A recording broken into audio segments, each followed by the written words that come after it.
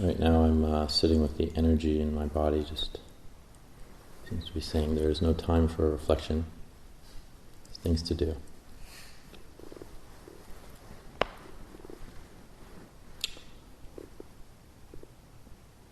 Which is a little sad because, we're in a monastery and the things to do are to reflect on, so bring our minds to the present moment.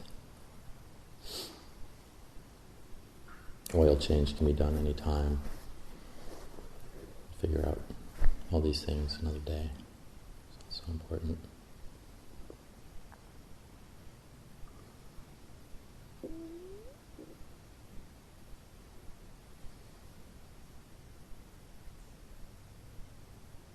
I think it's always been a challenge in my own practice when something doesn't work out according to plan, and then the mind is just it can begin to race to figure out what isn't right, what's right, how to figure things out, how to get it done, make it happen. Who's to blame? How to figure this out?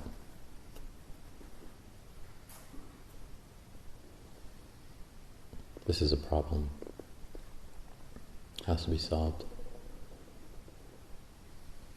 And the irony is that the problem's in the mind.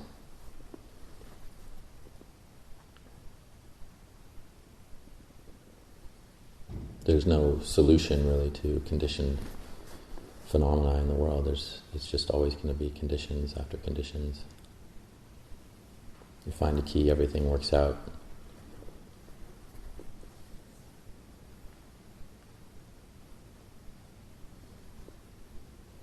And then the car crashes, and the driver's hurt, feel responsible. That's why I maybe couldn't find the key.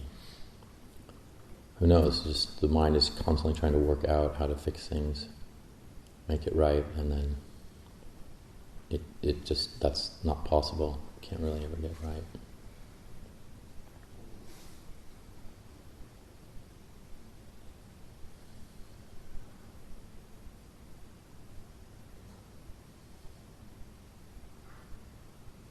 In the meditation this morning for myself, it was quite nice, but there was a bit of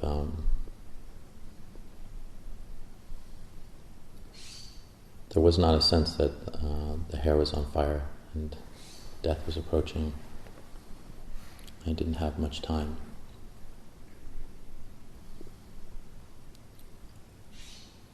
And I think that's so important, is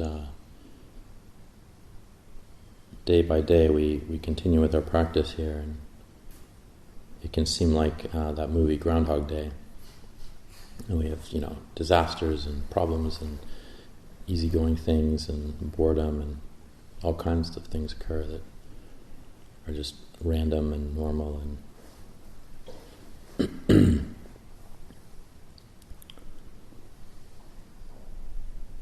and can seem, primary some of the time, a lot of the time, what we're doing. But how to keep primacy with our mindfulness, how to keep ourselves centered in the eye of the hurricane, centered so that we're continuing to learn, and then that's our priority. So our priority doesn't become like, attending pujas and making sure everything's getting done, and it's just the mind. That's where we keep coming back to. But we're so very used to not doing that. Many of us who didn't really have Buddhist training in our early lives is we're supposed to be efficient, practical, successful, get as many A's as possible. So we're really retraining that sense of centeredness, that sense of bringing ourselves back to this present moment, because that's all there really is. When we die, that's all there will be. It's just the present moment.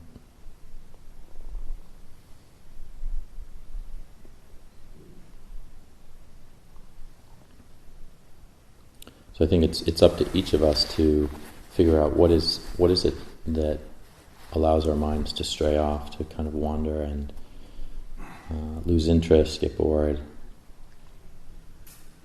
forget about the practice, or at least, hurry up and do what I need to do so I can be mindful later. And so we're just trying to kind of keep that focus internally, that sense of our body as the primary experience that we can examine as we're cooking, as we're doing our tasks today. When we finish cleaning up after the meal, go back to our kutis. It's just continuing. It's that same intention inward.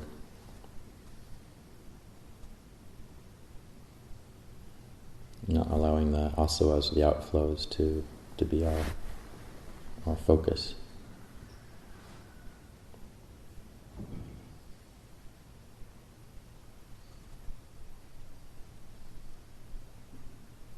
So just throughout the day, just keep bringing that attention in, and ask yourself sometimes, what is it that's so interesting about this other stuff that I've lost track of?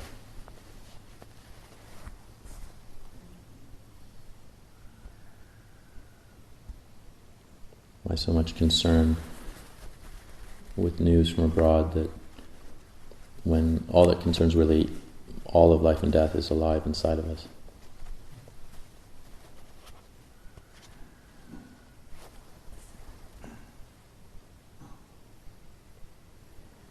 That's a quote, by the way. Those aren't my words.